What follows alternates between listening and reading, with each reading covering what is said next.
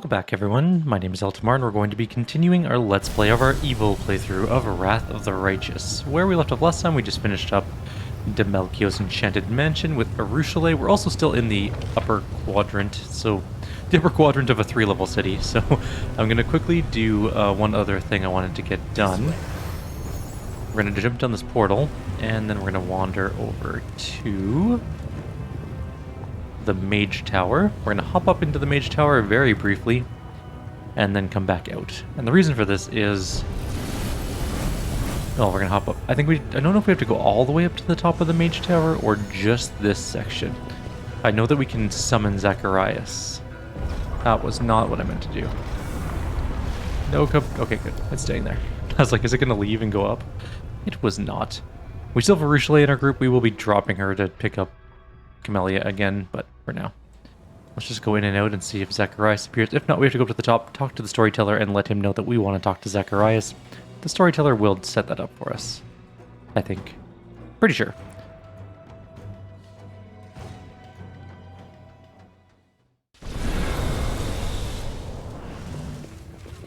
It does appear we have to summon Zacharias from the storyteller. Okay, so let's head back up. Slightly annoying, but you know what? It's fine. We just want to get this part done. How's our experience doing? We have some experience, just we need much more. I like that cloak that he has that makes him invisible if he travels more than 50 feet. It's really cool. And up we go.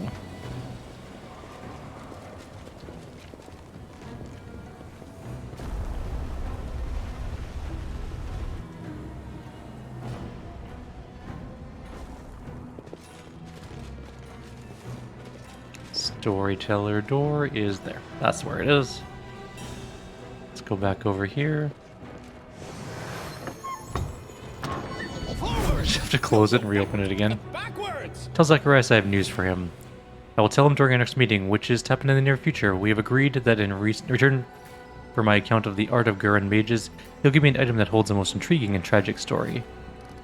Do you have anything that I want? Oh, here we go. I'm going to read this then. The owner of this item was a monster in the truest sense of the word, but there was still a vicious, dark sophistication to his deeds. He died happy, gaining in death what he could not achieve in life. I cannot see what that is, but my curiosity yearns to know. Can you bring me 2 vials of magic essence, 3 bars of cold iron, 4 vials of demon blood, and 1 hide of a magical creature? Together we can cast aside the veil of mystery that lies over this object. We don't have the necessary materials, unfortunately, so we can't do that. Cool though, we do have another new thing to forge whenever we get enough parts for it. And down we go.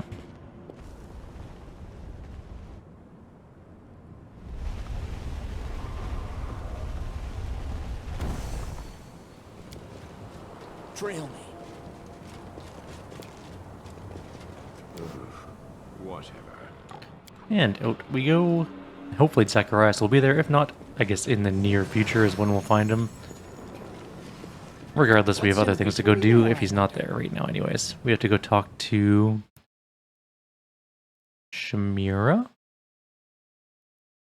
about the crystals. We can kind of lie about them if we want to, I guess. Oh, the storyteller told me that you had news. Did you complete the task I gave you? Nocticala extinguished the passion in Elinthia's heart. Elinthia's heart. There we go. The Lich looks at you thoughtfully. She extinguished her passion. That makes sense. Suppressing all the desires and affections in a victim's heart would plunge them into the blackest depression. The urge to resist and the will necessary to perform even the most basic, instinctive actions would disappear. It's almost genius. She mortally wounded the soul. She deadened her enemy's desires and turned Elinthiya into a shadow of her former self. An inert object that could be easily manipulated. How clever.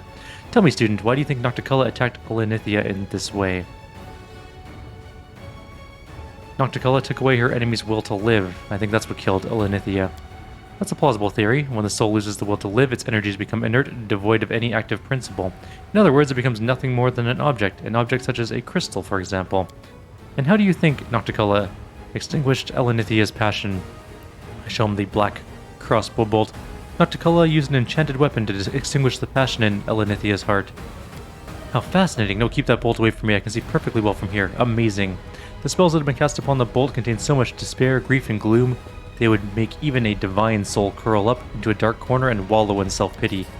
I see you've already figured it out. I commend you for your discernment. Perhaps you are more worthy of my gift than I realized. I shall do to you what Nocticola did to her enemies, and no, I don't mean that I shall shoot you in the heart with a black bolt of despair. I'm speaking figuratively. If we used a bolt like that on you, it would likely kill you. After all, it's a weapon designed to take the lives of demon lords. There's no sense in poking you with it.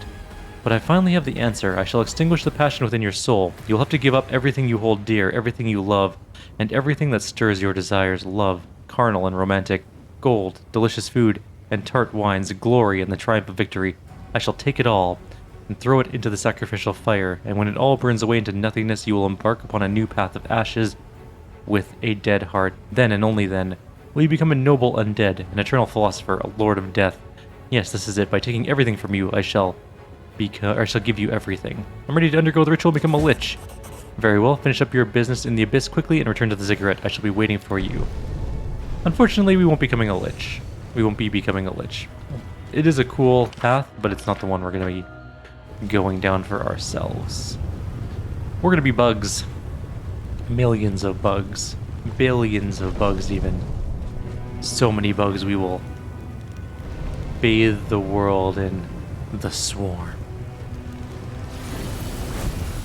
Anyways, we're going to go to one more place while we're up here, and then we're going to leave. So the first place we're going to go, or I guess the place we're going to go to, is going to be this house. We haven't actually been here, to the Rapture of Rupture. We should probably go in there. We've never even seen the inside of it.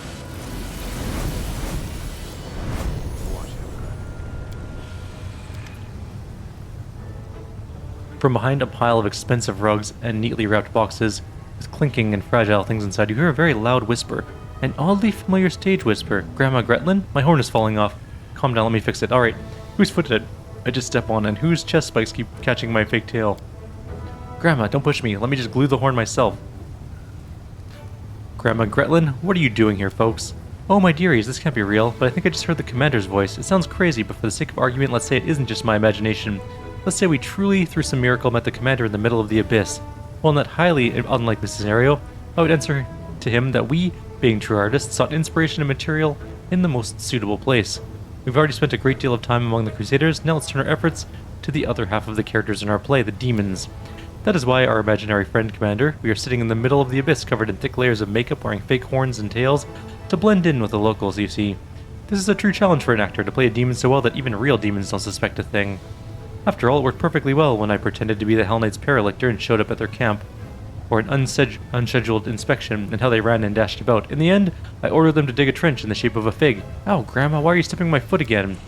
Ursula giggles quietly, then asks in a whisper, with disguises like that, do they really think they'll be able to pull the wool over the demon's eyes? Speaking of which, why wool? Is it the best material for subterfuge? Are sheep considered innately underhanded among mortals? For the love of all that's holy, please get rid of all the makeup when you get back to Dresden. I don't want patrols to mistake you for attacking demons. Certainly, of course, imaginary commander, though I'm honestly not sure if this paint will wash away or the horns will come off. I used a very strong glue. Speaking of Dresden, Grandma, don't you have this feeling we forgot something? Our dinner basket? Grandma's knitting? Lambkin? Lambkin is in the room with the dinner basket, and my knitting is sitting on top of it. This is terrible, my dearies. We have to go back. I am so confused how they managed to survive in the abyss. You are surrounded by the sound of a melodious voice that seems to be coming from the stone pillars all around you. Greetings, esteemed guest. Are you here to seek the hospitality of the illustrious Lady Valexia, or are you here on other business? I seek Valexia's patronage and would like to enter. Welcome to the Rapture of Rupture, sir. Esteemed sir, Lady Valexia will be notified of your arrival right away. There's a lot of enemies in here. A lot of potential enemies in here, I should say. No guarantee that they're going to be enemies yet. The demon that comes to greet you has blonde hair and is wearing a modest but elegant dress. She seems surprisingly friendly. Her soft voice and impeccable manners seem out of place in a city where extreme passion and boundless indulgence prevail over temperance and moderation. A new guest has arrived. How exciting! A mortal from Golarion, if my eyes do not deceive me. What brings you to my manor? This is all very intriguing. Valexia, we have clashed in battle many times. Her claws were always stained with the blood of those she killed on the battlefield. Now she looks different, but I'm certain her true nature remains unchanged. She is still violent and dangerous. You must be on your guard, champion. Velexia greets Arushale with a cordial nod. Sweetheart, you should have told me you were coming. I would have organized a reception to celebrate your return. I must confess, I rather missed having you around, but all is forgiven, and I hope I can count on you being among my regular guests once more. Arushale forces a smile. Thank you for your hospitality, Velexia, but I doubt that you'll find me very interesting. Things have changed since my last visit. I'm a very different person now. Arushale leans towards you and whispers, I have to warn you, Velexia is much more dangerous than she looks. She knows how to be amicable, but it's only a pretense. Her friendly demeanor is as fake as everything else in the city. If you look behind the mask, you'll see someone who is old, cruel, and utterly insane. Someone who adores random acts of senseless violence. Trust me, I used to know her in my past life. I seek your patronage, magnificent Velexia. Velexia shows off her perfectly styled hair as she playfully twists a strand around her finger. A Galarian warrior who seeks the patronage of a demon from the upper city. And you're a crusader, no less. Ah, this is most intriguing. You are a curious creature indeed, and I would be very interested to learn more about you.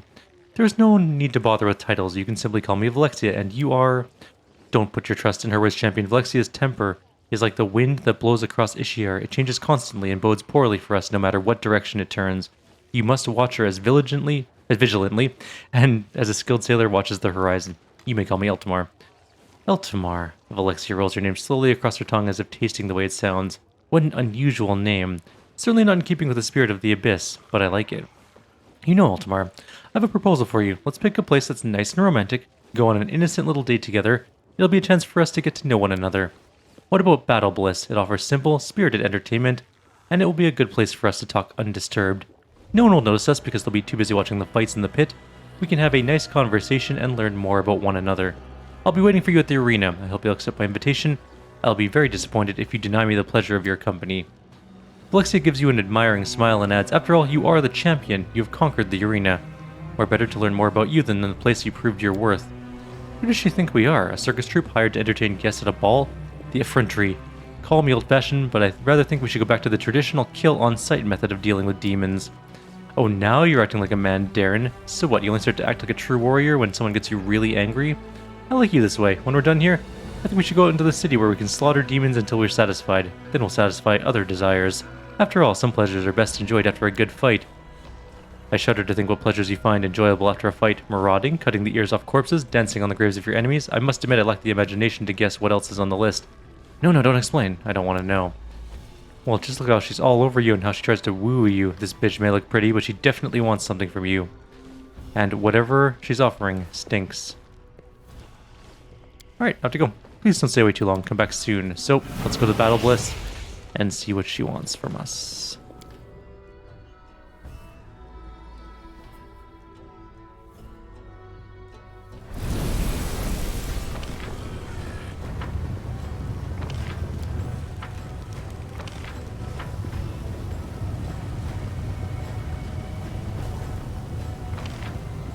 Luckily, there's a nice, easy way to get to Battle Bliss. We missed a loot up there. I don't know if it's important loot or not.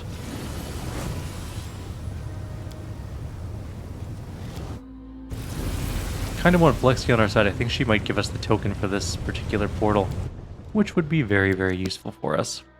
It's kind of a pain to travel around, honestly.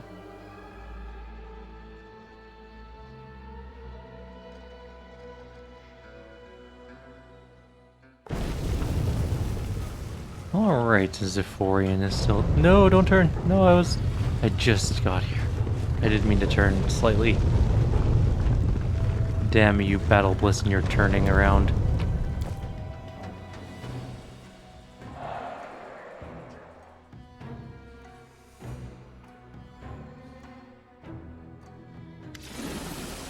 For your date, Velexia has exchanged her previous dress for an equally elegant outfit. The blood red hue of her new gown seems particularly fitting considering the activities of the arena. There you are, Eltimar. Let's hurry to the box reserved for distinguished guests.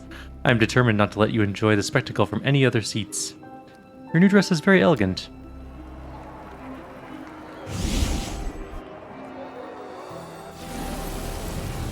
The demon blushes slightly and gives you a pleased smile. I'm flattered that you notice such things, especially here in the arena, where there are so many other sights to capture your attention. Speaking of which, the fight is about to start.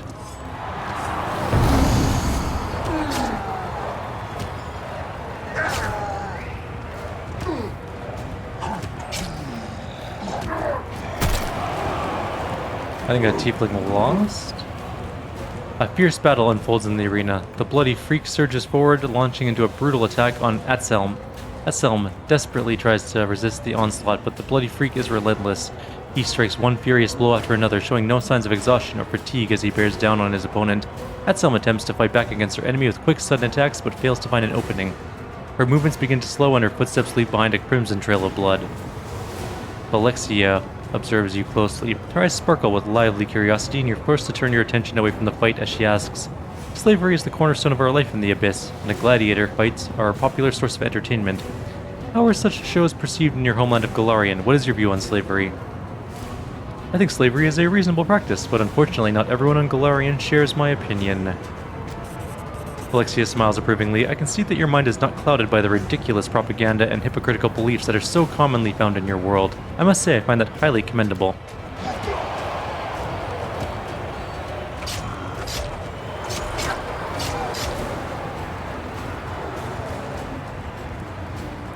With a victorious growl, the bloody freak hurls himself recklessly at his rival, who appears to be exhausted from her wounds. However, Atselm was merely feigning weakness. She dodges at the last moment and strikes a resounding blow. Blood gushes from the demon's wound, and his growl of rage gives way to a howl of desperation. Alexia glances disinterestedly at the arena, then returns her attention to you. She's clearly more interested in the conversation than watching the fight. Nevertheless, even Golarians who are not enslaved are often forced to fight by those in authority, yet they still charge into battle with as much zeal as these two gladiators down in the arena. So tell me, what gives them the motivation to fight? What do they hope to achieve? Everyone fights in their own interest, they just pretend otherwise. The demon nods her emphatic approval. "I'm so happy that you do not practice the foolish self-deception that is so popular among mortals. Indeed, everyone fights for themselves. It's so nice to make the acquaintance of such a shrewd and insightful individual."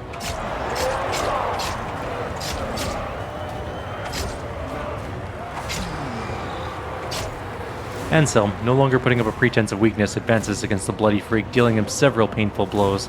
She strikes with precision, drawing blood but never delivering a fatal blow. The audience goes wild as Atselm toys with her opponent, and the smell of blood hangs heavy in the air. There's no doubt the merciless symphony of violence being played out in the arena will soon reach its deadly crescendo.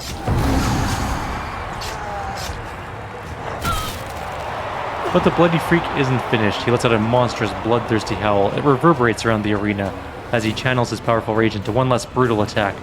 He strikes as swift as lightning, and Atselm's flurry of blows is brought to a sudden halt. She sways slightly and then doubles over as if embracing the blade that was just plunged through her body. Then with another primal roar, the demon cuts her down, dispatching his weakened opponent with one powerful strike. Alexia watches Atselm closely. She muses thoughtfully, but every warrior will meet their death eventually. How do Golarians face the end of their lives?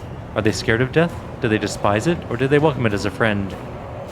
If you die, it just means you were too stupid or lazy to avoid your own demise. Alexia laughs delightedly. Such a funny, witty phrase, so simple yet so thought-provoking. I will remember that. The screams and howls of the crowd are deafening. The bloody freak, oblivious to his numerous wounds, basks in the admiration of the audience. The arena master's voice rings out across Battle Bliss. All hail the winner, hail the bloody freak. Hepsimir rises from her place and announces loudly, "I want this bloodthirsty fighter to be my servant. From now on he's my slave, and anyone insolent enough to object will face my wrath."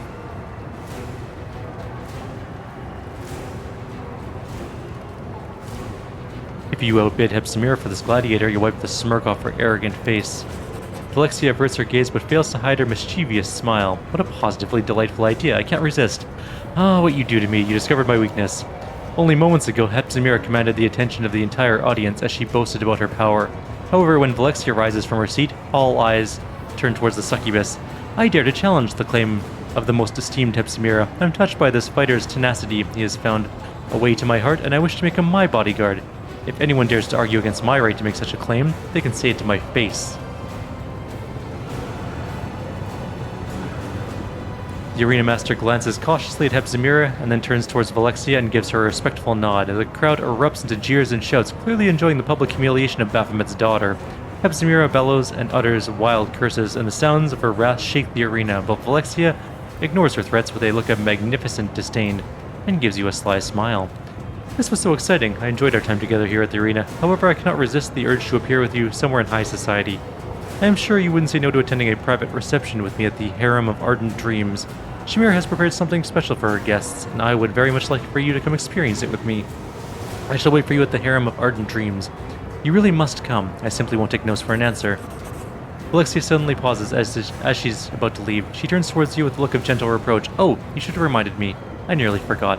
After such a wonderful time together, you must become a regular guest. I insist. Please accept this little gift as a reminder that the doors of my manor are always open to you.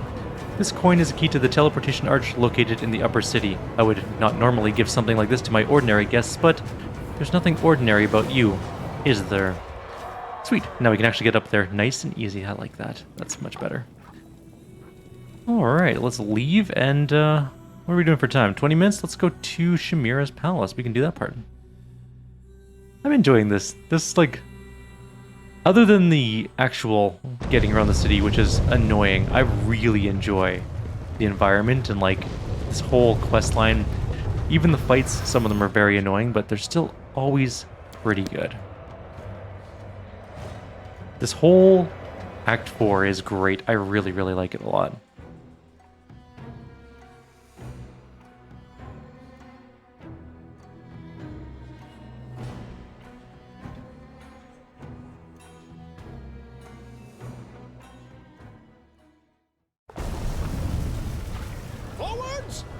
No, backwards. Into the Harem of Ardent Dreams we go.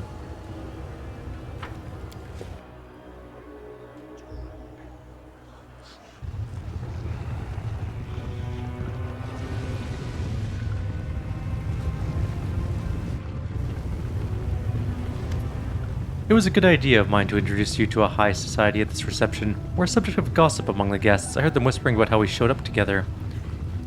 You look stunning in your new outfit, as usual. Alexia covers her mouth with her hand as she gives an elegant little laugh. I certainly couldn't go out wearing the same dress as last time, could I? I would have bored you. Moreover, I would have bored myself. Chimera's voice rings out. Is that the echo of Discari?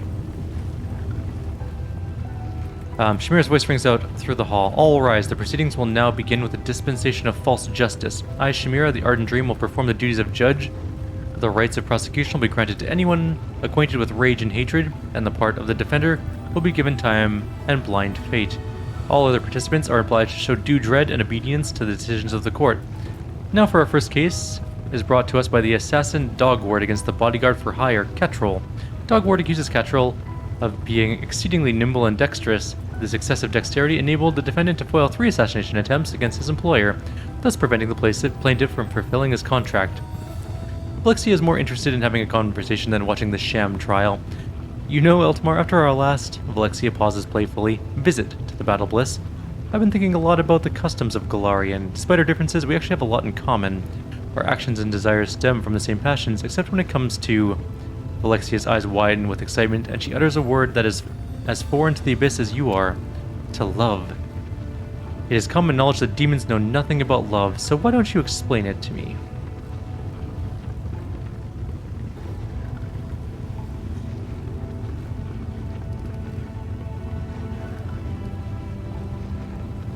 It is a useful illusion that offers an escape from loneliness. Alexia studies you for a long time. I can see you do not let your emotions cloud your judgment. It requires self-control and a strong will to act with such discipline. Growling with rage, Catrol, the bodyguard, has his head chopped off with a giant axe for being too good at his job. The crowd roars its approval, and the beaming plaintiff counts his coins. Is it not true that love restricts freedom, and that its harsh constraints can sometimes lead to cruel, evil deeds? Does not love force people to act contrary to their desires and subordinate them to the object of their affection? Do not even the most loving souls feel the occasional regret about trading away their freedom for love? Haven't the most terrible betrayals been committed for the sake of love? Doesn't unrequited love cause mortals to commit suicide, and isn't rejection the reason they often resort to violence and other terrible crimes? I am most curious to hear your answer to these questions. When people are in love, the first thing they do is shackle themselves to each other as tightly as possible. Alexia's eyes widen in a mixture of horror and disgust. Are these raging emotions truly worth this loss of freedom? Why would you choose to be shackled in such a way? The execution has taken the audience in an uproar. The demons howl their approval, and Chimera has to raise her voice to be heard above the noise. Next to her, the case of Varsa the Nose Cutter. He attacked 2 of Elutionira's visitors from another plane, even though the Great Nocticola made it clear that they were under her protection. Varsa the Nose Cutter tracked down his victims in the upper city and killed them with his glaive. Then he robbed them and cut off their tongues and noses. The scrawny... Okay, we'll wait. The scrawny demon doesn't look like a hardened killer. He writhes in his shackles, yelling hysterically, "But I'm not Varsa the Nose Cutter! I don't even know who that is. My name is Sharzal, and I've never been to the Upper City. I'm not allowed to enter, even though that's where a slaver of my status should live. Besides, I never held a glaive in my life. This is all Hepsimira's fault. She wanted to buy my slaves at half price, and I refused to sell. And now she's taking revenge against me and plans to get her hands on my slaves." It seems to me that love is like a living creature. Sometimes it behaves one way, and at other times another way. It is contradictory and inconsistent. It leads to both good and bad outcomes, and, like every living creature, it's bound to die eventually. After all, every love, no matter how strong, is doomed to die. Is that not so? Love is like the food you buy in a cheap tavern. It smells better than it tastes and spoils sooner than you'd expect. Alexia tries to look stern, but she finally gives up and bursts out laughing. "I don't know if I should be associating with you. You have such a wicked tongue, yet I cannot deny your wit. You may be dreadfully cynical and terribly naughty, but you're also very clever." Shamira shouts to be heard over the screams of Varsa the Nose Cutter. The court finds the evidence of the indicted person's innocence to be quite convincing. However, false justices require every sin be punished, so therefore I hereby declare that this demon is Varsa the Nose Cutter, and he shall be executed without further delay. Shamira throws a conspiratorial glance at Hepsimira, who stands nearby. The latter grins and bows mockingly. Shamira announces loudly, "And the last crime for today is the most harmful and treacherous." I'll listen. The crime of sinful mercy. And the offense was further aggravated by an attempt of self-sacrifice. A tiefling is brought forward in chains. Shamira glances furiously at the bloodied, beaten figure. The mortal who stands before you is a descendant of Sharzal, a slave trader who died recently. A week ago, this tiefling was offered the chance to be an accomplice in the murder of his progenitor, Sharzal, in exchange for a portion of Sharzal's slave holdings. However, this mortal refused to participate in such a cunning, highly profitable murder, driven by some insane familial sentiment and a disgusting display of fondness. Shamira literally spits out the last word. He warned Sharzal about the possible attempt on his life and personally hired Catrol, one of the best bodyguards in Alushanira, to guard his father's life. Shamira has to shout to be heard over the indignant clamor of her demonic audience. There's more. During the last attempt on Sharzal's life, this mortal, driven by most disgusting feelings of duty and gratitude for his own existence, tried to cover his father with his own body to save him from the assassin's dagger. We find such actions to be criminally insane and dangerous. Therefore, false justice demands that we sentence this mortal to death. Sharzal's property will be declared destitute of an heir, and henceforth shall be accessible to anyone who wishes to take possession of it. The tiefling is too weak to protest, and at a signal from Shamira, he's executed by the guards. Alexia smiles at you, her eyes are sparkling with excitement. She seems uninterested in the drama that just played out before your eyes. "Thank you for our conversation. I expected it to find it interesting, but I had no idea that our discussion would be so thought-provoking. I am so glad I decided to come here with you, and I sincerely hope that you'll visit me again. I hope to see you at my manor soon. I host small receptions for the most interesting and noteworthy residents of the Upper City. Conversations at these receptions are always entertaining. If you were to attend, we could continue our discussion about love. Of course, I seriously doubt my guests would be as interested in this topic as I am, so perhaps we should finish our conversation in private. I hope to see you again soon, sweet Eltimar. Don't stay away too long. I'm looking forward to your next visit." She gives us a dazzling smile, then vanishes into thin air. While we're here, we might as well do the other quest, I guess. It's always good to save, just in case bad things happen. Oh, she's already... Okay, we have to leave. Yoink, I'm gonna steal that book on the way out, and then we're gonna go out and back in. I know we're at 29 minutes, but we might as well just take a quick peek if we can turn in that other quest.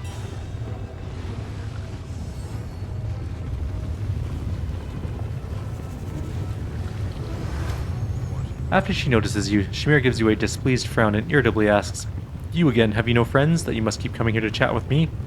Or perhaps, though I find this extremely hard to believe, you are not completely useless and have something of interest to me."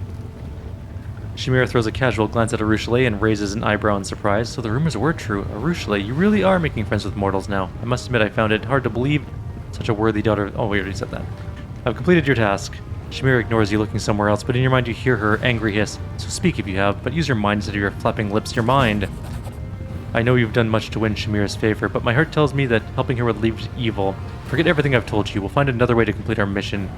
It is wrong to fight evil by increasing the power of another evil. Reject the promises of the Ardent Dream, and we'll leave this place before we betray ourselves and our ideals.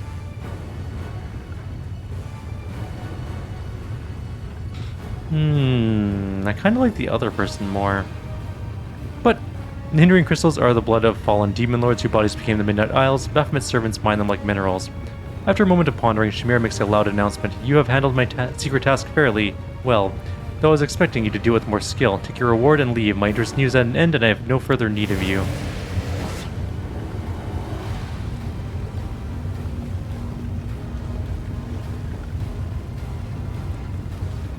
Who is this person?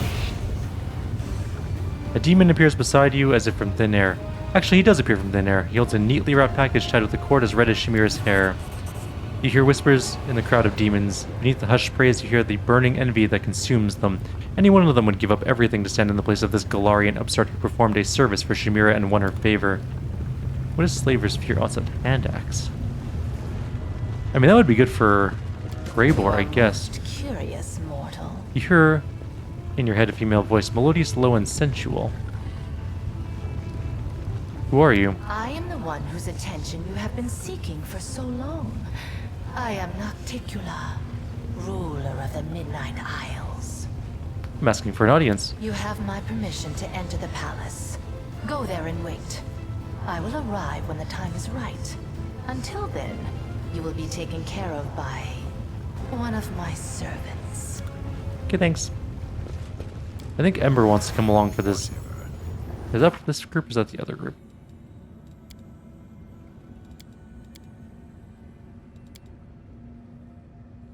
Yeah, Ember wants to meet Nocticula. Now that I know how to pronounce her name, that's kind of good. It's Nocticula, not Nocticula. I know we're a little bit over time, but I'm going to go back to the...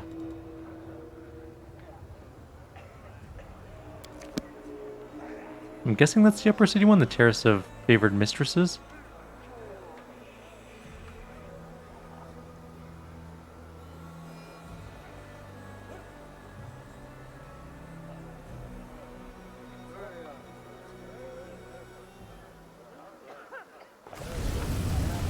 It does appear that that is the case. Which actually doesn't really help us too much in this particular event, because we still have to go back up the portal this time. And over to here. And then flip around so that we can get the city back in the right position.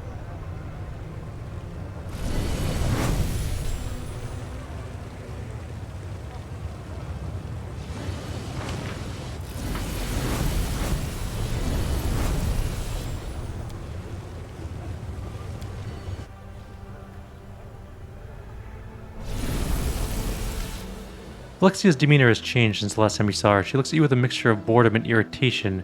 She greets you. Her friendliness no longer seems to be genuine, but forced and insincere. Here's our long-awaited guest. The performance is about to begin, and there's so much new talent here today. I wonder if any of them will entertain me. She looks directly at you. She makes his last remark. Once again, you look spectacular in your new dress. The demon brushes you off irritably. Enough with these stupid compliments. Yes, it's a pretty dress. So what? Is my appearance the only thing you find interesting about me? I mean... I don't know what we're supposed to be doing in here, so we'll find out. Why are you in such a bad mood now, I wonder? Alexia claps her hands imperiously, and one of the performers begins to sing a heartfelt ballad in a deep, velvety voice. Alexia looks tired, and her eyes are full of sadness. There's a wistful note in her voice as she asks, "Tell me, how did you end up here in the Abyss? You are not one of us. Our ways are foreign to you. Why did you come to our world?"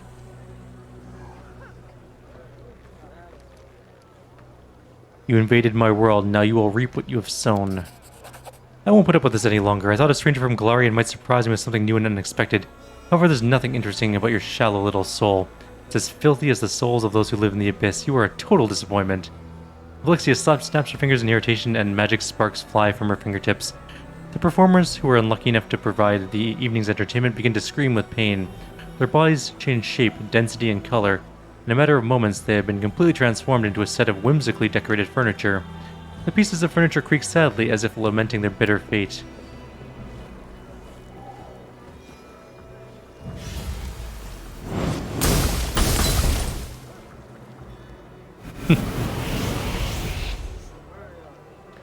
Fluxia's face contorts violently.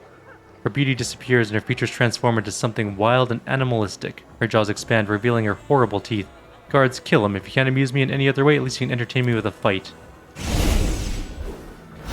Well, I didn't realize we'd be engaging in a battle. I would have brought different characters and buffed before coming in here. Alright. Well, we have Dirge, which is not ideal, but it'll help, I guess. Ugh.